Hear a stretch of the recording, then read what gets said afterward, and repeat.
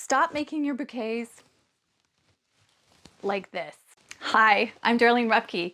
I've been a florist for almost 35 years. I've trained in Canada, the Netherlands, New York, and California, and I've taught almost 15,000 students through Petal Academy. One of the things I get asked the most is how to create beautiful spirals. It does look kind of complicated, but when we break it down step by step, it's actually one of the most satisfying techniques you will ever learn. Stay with me because by the end of this video, you're going to learn how to make these bouquets with joy and with ease.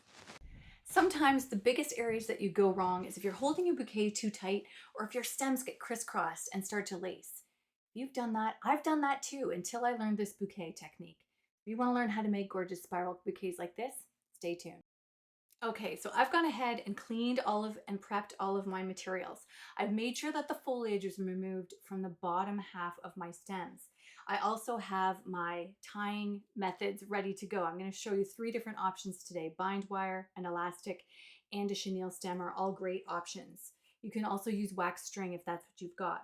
I'm using 10 stems of gorgeous Lysianthus today. I'm using a little bit of Nadina for my greenery, 10 stems of Hypericum berries. I'm using 5 stems of huckleberry. You could sub that with boxwood or any sort of full foliage, even eucalyptus parvifolia. I'm using 10 stems of Israeli ruscus, and I'm using 20 stems of freesia. And I've gone ahead and removed all the little side shoots from those. We may use those at the end, we may not. So let's get started. I'm going to begin by grabbing one of my stems of Lysianthus. This is your binding point where I have this holding in my hand. So when you're able to move your thumb and your fingers just like so, that's the perfect method to be able to add our stems into our bouquet. I'm standing with my left hand holding the flowers and my right hand, my dominant hand, because I'm right-handed, is going to be adding all of the stems into this bouquet. I'm going to be turning my stems counterclockwise away from my body. So just be mindful of that depending on how you're watching this video. But the main thing I want you to remember is the bloom is coming up towards my shoulder and the stem is pointing away, and every stem that we're adding to this bouquet is going to be on a 45-degree angle. So I've got my Lysianthus there. I'm going to begin by adding 1 stem of my huckleberry. So again, I'm moving my thumb just out to the side, tucking in that stem. You can see it's on the same angle, and I'm holding these loosely. We do not want to strangle our flowers. We just want to be kind to them and give them some room and some nice loose sort of feeling so that as we're building this, they're nice and flowing. So I've got that beautiful stem of huckleberry in there. I'm going to come in with my dominant hand, my right hand. I'm going to come in, I'm going to squeeze that bouquet and give it a little turn. And again, I'm turning away from my body. I'm going to grab an Israeli ruscus, open up my thumb again, and add that in. And you can see that that stem is going exactly the same. Now you can see my other stems, of course, they're rotated. So we can start to see that triangle forming at the bottom. But always the stem that we're adding in, I'm adding it to the front of my hand, and I'm always adding it so that the foliage part or the beautiful part comes up towards my shoulder and the clean stem goes away from my body. I'm going to grab my beautiful freesia and I'm going to tuck one of those in there. Again, I'm just loosening that thumb just a little bit. So I'm just doing this movement with my thumb. I'm just lifting that up and I'm adding that stem always on that 45-degree angle. So once we've got that in there, I'm going to add another stem of Hypericum berries, and I'm going to do that little squeeze and rotate. So let's add once you get a little bit more confident, you can add 2 stems at a time. But when you're practicing this, I like to recommend 1 stem at a time as you're building your bouquet. I've gone ahead because I've done this a few times. I've added a couple stems of freesia, and I'm going to take my hand and give it a little gentle squeeze and rotation. I'm going to grab another one of my Lysianthus. I'm opening up my hand again, that clutch. I'm adding that stem so that the beautiful part is up towards my shoulder and the clean stem is away from my body. I'm going to grab an Israeli ruscus. I'm going to grab a Hypericum berry, and I'm squeezing and turning. I'm going to add a little bit more huckleberry in here. Again, the beautiful foliage part is up towards my shoulder and the clean stem is away. I'm going to grab a couple more freesia. And sometimes we want to think about a little bit of a pattern as well. So I'm grabbing my Lysianthus, again with the huckleberry, giving a little squeeze and turn, a Hypericum, a couple of freesia, and you can see I'm coming in and I'm gently turning. You can turn it usually about 1/8 of a turn, 1/4 of a turn is perfect. Grabbing a Lysianthus stem, and with every rotation, I'm squeezing and turning. The Dutch, of course, have mastered this so that they have incredible speed, and that will come with practice. One thing I want to note at this point is I see a lot of students want to add stems in back here or in the front, or they kind of go over here and it sort of gets complicated, and that's where it starts to get crisscrossed at the bottom here. So what you really want to just keep checking is for that beautiful spiral, that all of those stems are kind of continuing in the same way. And as you can see here, my clutch, my grasp on this bouquet is nice and loose, nothing too tight. So you want to make sure you're keeping up with that movement. So again, I'm grabbing a beautiful Lysianthus, a stem of Israeli ruscus. I'm going to turn and rotate. A beautiful stem of berries, a beautiful stem of Lysianthus.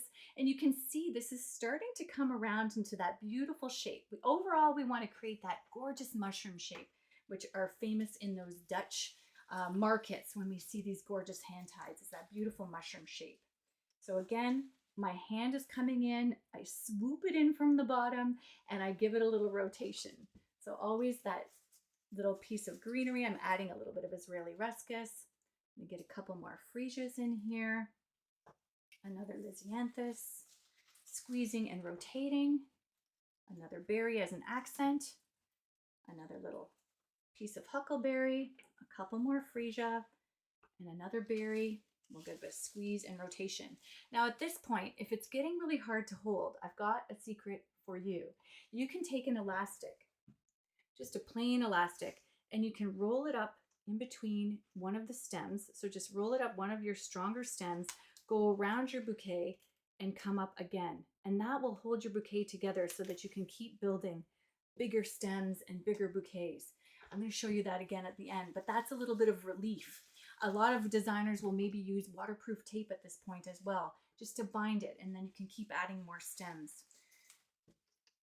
So I'm adding on my beautiful Israeli ruscus, a little bit more of my freesia, a little bit more of my berry, and I'm continuing to turn all of my stems in this gorgeous bouquet. I'm just going to add my outer little blooms to the outside of our bouquet. You can see my gorgeous Israeli ruscus is just finishing there. Perfect. You can see I've got that gorgeous mushroom shape. Now at this point, with a lot of beginners, this is the traditional shape of a hand-tied bouquet. But the beauty of the spiral is that we can lift and place the stems a little lower or a little higher. So at this point, you can make those minor adjustments, and you can see I'm still holding this very loosely in my hands. I've still got that very loose grip just around here, but you can make those minor adjustments to get this so that it's perfectly shaped exactly the way you want it. And of course, as you get more confident with this style of bouquet, this is where you'll be able to add depth and create more of those like trendy garden bouquets where you see quite a bit of depth happening with some of the flowers in the bouquet. But this style that I'm showing you today is more of the traditional where everything is kind of at the same layer and it looks like one of those beautiful market bouquets. So to finish this off, I'm going to add just a little bit of Nadina around the outside of my bouquet. Again, I'm just grabbing that greenery.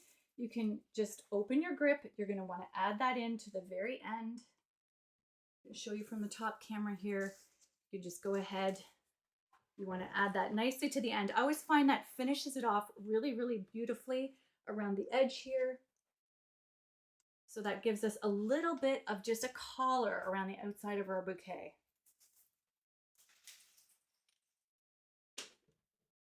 So just right around the outside, just like so. So let's tie this. So like I was showing you earlier, you can use the beautiful elastic method by just taking the elastic and running it up the stem, and then right around your stems, you're going to come up with and grab another strong stem and then snap your elastic, and that will keep that all tidy and neat up at the top with your binding point. You want to make sure you can get as close as you can to your binding point with that elastic, but that's one method of tying. The other method I'm going to show you is to take a chenille stem or bind wire, and I'm going to just lay this across, or hold it with my thumb, come right around the bouquet, right around. I'm going to grab that with my fingers and give it a little twist. I'm using a bright color chenille stem so that you guys can see this easily on camera, but I would recommend a moss color or a dark brown color if you're going to do this on your own, so you can see that it's nicely bound there. So I'm all set and ready to go. I'm going to trim this now. So what we want to do to trim it, we want to take our floral snips, give it a nice trim across, making sure that it's all even. Some designers will hold it up and kind of give it a trim. Others do this on the side. I'm going to trim them all nice and even. A little bit on an angle I think is perfect. Get this all ready to go. And that is your hand-tied spiral bouquet.